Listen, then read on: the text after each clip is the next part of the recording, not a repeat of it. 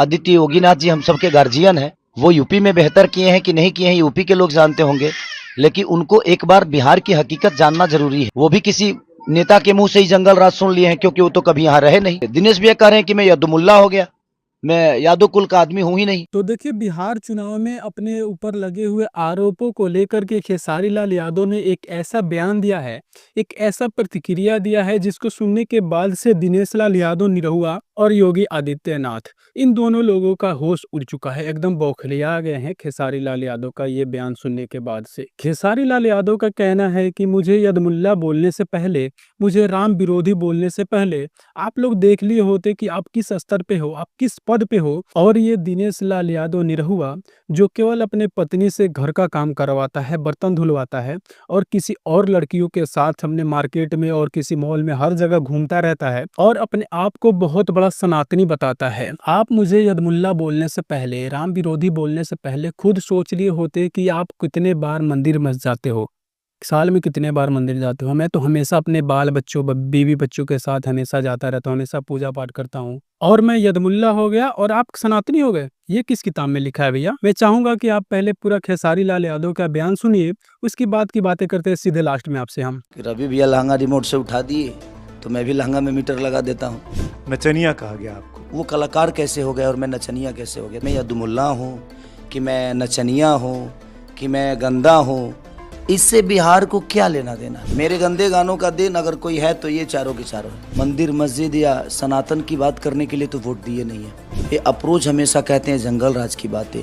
योगी जी कल थे आपके इलाके में, उन्होंने कहा तीनों जो आपके नेता हैं उनके लिए अप्पू पप्पू टप्पू शब्द का इस्तेमाल किया। कहाँ पे कट्टा रखा था और शायद ये मोदी जी के सामने हुआ होगा, तो मुझे पता नहीं है। सांसद विधायक सब बीजेपी के रहे, फिर आपको क्या लगता है, पटना से बहुत दूर भी नहीं है छपरा, मुश्किल से 1 घंटे में आप पहुंच जाते हैं, फिर विकास, सड़क पर ट्रैफिक जाम, जल जमाव, वाटर लॉगिंग, ये सब क्यों समस्या यहाँ दिखती है? आपको क्या लगता है? देखिए, मेरे कहने का मतलब कि अगर वो अपना गढ़ मानते हैं तो अपने गढ़ में उनको उस समस्या पे काम करना चाहिए था।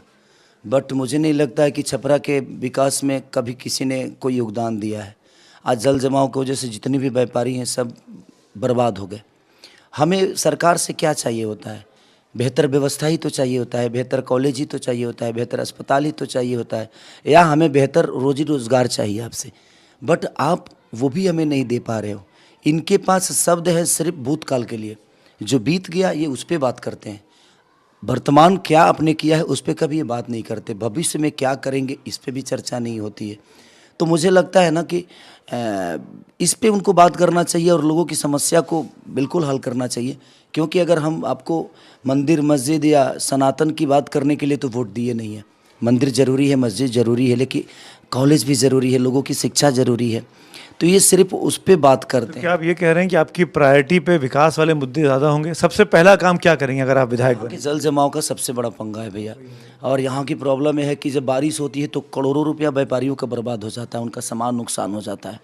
तो मैं प्रयास यही करूँगा कि सबसे पहले यहाँ के जल जमाव के लिए निकासी क्या कर सकता हूँ, उस पर चर्चा करके, उस पर बात करके उसको बेहतर करूँगा। खेसारी जी, आप 2 चीज़ें, आपने भविष्य की बात की, आपने कहा कि वर्तमान पर बात नहीं करते हैं। योगी जी कल थे आपके इलाके में, बिहार में घूम रहे हैं, रोज़ आते कर रहे हैं, उन्होंने कहा तीनों जो आपके नेता हैं उनके लिए अप्पू पप्पू टप्पू शब्द का इस्तेमाल किया। टप्पू अखिलेश यादव के लिए, पप्पू राहुल गांधी के लिए और अप्पू तेजस्वी यादव के लिए। आप कुछ जवाब देना चाहेंगे कि ये किस तरह की राजनीति है, किस तरह की भाषा है? देखिए, सबसे बड़ी मैं दोस्त मेरे लिए सम्मानित हैं और उनके बारे में मुझे नहीं लगता मुझे बोलना चाहिए, और वो 3 दिग्गजों की बातें हैं। बट मेरे गार्जियन हैं, तीनों के तीनों मेरे गार्जियन हैं, वो भी मेरे गार्जियन हैं, माननीय आदित्य योगीनाथ जी। और ये इसके बावजूद भी उनको गार्जियन बोल रहे हैं, जब आपके गार्जियन के बारे में उन्होंने इस तरह की टिप्पणी की। देखिए, उनके शब्द बुरे हो सकते हैं, बट ये तो हकीकत है ना कि वो मेरे से बड़े हैं और यूपी के सीएम हैं। तो ये मुझे तो सम्मान देना ही पड़ेगा। मेरे अंदर देखिए, वो क्या बोलते हैं ये विषय नहीं है, मैं उनके लिए क्या बोलता हूँ ये मेरा विषय। उन्होंने जो बोला है उनका जवाब वो खुद ही दे देंगे, क्योंकि वो दिग्गज हैं, वो लड़ते हैं आपस में। मैं नया नया यहाँ पे पहली बार मेरे जीवन में राजनीति आया है। बट ऐसे शब्द का उच्चारण शायद नहीं करना चाहिए, क्योंकि वो ऐसे पद पे हैं, जो ऐसे पद पे रहने वाले आदमी के एक गरिमा तो है, तो आपके शब्द दुनिया सुनती है। तो मुझे लगता है कि वो सम्मान की भी भाषा हो सकती है। किसी को नीचा दिखाने के लिए आप अपने आप को गंदा मत बनाइए। जैन जी, मैं आपके बहुत से इंटरव्यूज़ देखता हूँ, आप रोज़ इंटरव्यूज़ दे रहे हैं, खूब आप यूट्यूब पे छाए हुए हैं, वायरल हो रहे हैं और ये शायद आपकी लोकप्रियता को दिखाता है। एक बहुत बड़ा मामला हुआ इन दिनों में और आप हर इंटरव्यू में बड़े डिप्लोमेटिक रहते हैं, आप सबको अपना अपना गुड बॉय बन के रहते हैं, कहीं किसी के खिलाफ बोलना नहीं चाहते हैं आप। लल्लन सिंह प्रचार कर रहे हैं अनंत सिंह के लिए, वो अनंत सिंह जिसको हत्या के मुकदमे में गिरफ्तार किया गया ना, लल्लन सिंह ने जाके कल वहाँ कैंपेन किया और कहा कि भाई हम सबको अनंत सिंह मिलकर चुनाव लड़ना है और उनको चुनाव जिताना है। क्या ये जेडीयू की जो रणनीति है अनंत सिंह जैसे बाहुबली को डिफेंड करने की, अपने सबसे बड़े नेता को उनके पक्ष में उतार देने के, प्रचार करने की, इसको आप कैसे देखते हैं? तो वही तो दुनिया को सोचना है कि ये मानसिकता कैसी है कि एक ऐसा आदमी जिन पे बहुत सारे मर्डर हैं, मैं देखिए जानता नहीं हूँ तो जांच का विषय है, क्या हुआ क्या नहीं हुआ तो मुझे पता नहीं है। बट मेरे कहने का मतलब दुनिया तो इस बात को जानती है ना, तो दुनिया ये क्यों नहीं समझती है कि ये सिर्फ हमें दोषी ठहराने के लिए ना किसी पे ठीकरा फोड़ते हैं। आज भी मैं क्या बोल रहा हूँ कि हर बार में चुनाव जब आता है भैया, जब से मैंने होश संभाली है तब से मैं विकास की बातें इनके मुंह से कभी सुनता ही नहीं। ये अप्रोच हमेशा कहते हैं जंगल राज की बातें। तो 20 साल से ये बिहार आपके हाथ में है। मेरे हाथ में कोई चीज़ थी, मैंने ख़राब कर दी मान लीजिए, बट जब आपके हाथ में आई तो उसमें आपने क्या बेहतर किया वो तो बताओगे ना, दुनिया को तो बता, वही तो चाहिए दुनिया को, जो आपने क्या बेहतर किया।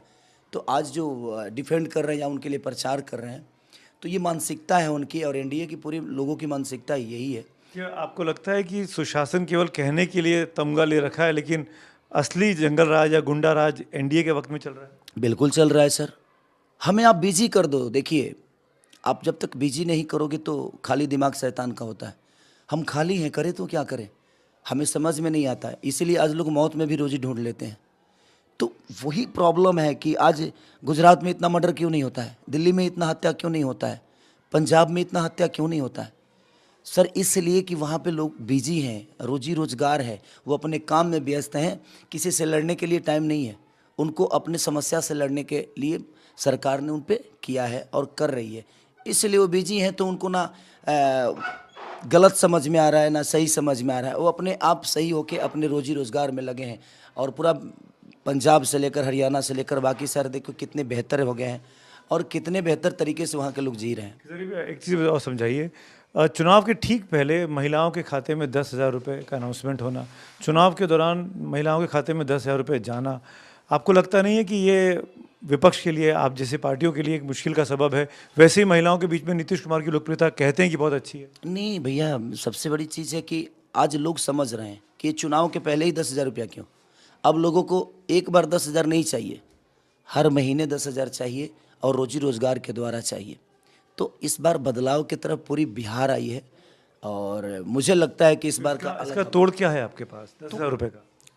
दुनिया को नहीं पता है कि इतने दिन से तो 10,000 रुपया नहीं मिला सर। ये हमारे ही पैसे हैं, हम सबके ही पैसे हैं। ये हमें कोई ऐसा नहीं कि एहसान कर रहे हैं हम पे 10,000 रुपया देकर, क्योंकि हर उम्मीद करता हूं कि आप खेसारी लाल यादव का पूरा बयान सुन लिए होंगे। इसमें खेसारी लाल यादव ने साफ साफ दिख रहा है कि एक डायरेक्ट बीजेपी के कार्यकर्ताओं के जो सुपरस्टार हैं उन लोगों को टारगेट करते हुए नजर आ रहे हैं, जैसे कि रवि किशन, मनोज तिवारी और दिनेश लाल यादव निरहुआ और पावर स्टार पवन सिंह। खेसारी लाल यादव का कहना है कि मैं राम विरोधी नहीं हूँ, राम मंदिर का विरोधी नहीं हूँ। मैं चाहता हूँ कि राम मंदिर के साथ साथ आप अस्पताल भी बनवाओ, आप बेरोजगारी को भी हटाओ, रोजगार दो सबको और गरीबों की जो भी समस्या है उसको दूर करो। मैं ये चाहता हूँ, मैं राम विरोधी नहीं हूँ, मैं राम मंदिर का विरोध नहीं करता हूँ। ये तो साफ साफ दिख रहा है कि जब बीजेपी का कोई भी चारा नहीं चलता है, कोई भी आइडिया नहीं काम करता है, तब वो हिंदू मुस्लिम लगते हैं करने, हिंदू मुस्लिम में विवाद फैलाने लगते हैं और मंदिर मस्जिद लगते हैं करने। ये लोग, इन लोगों का यही विकास है और यही तरीका आजमा के जनता को मूर्ख बनाते हैं और अपने सत्ता पे राज करते हैं, अपनी सरकार चलाते रहते हैं। इन लोगों का यही एक फंडा है। बाकी तो इन लोगों को रोजगार की बात करो तो ये लोग पलट जाते हैं, तुरंत पलट जाते हैं, लगते हैं हिंदू मुस्लिम करने। इन लोगों के पास रोजगार और बेरोजगारी के बारे में कोई भी इन लोगों के पास सवाल नहीं है, जवाब ही नहीं है, सवाल की बात ही छोड़िए। खेसारी लाल यादव का पूरा बयान सुनने के बाद से, ये पूरा वीडियो देखने के बाद से आपको क्या लगता है, इसमें से कौन सही है और कौन गलत है, आप किसके साथ है? आप अपना राय कमेंट सेक्शन में जरूर बताइएगा और मिलते हैं ऐसे ही बेहतरीन और धमाकेदार इन्फॉर्मेशन के साथ। तब तक के लिए जय हिंद, tata, bye bye, take care.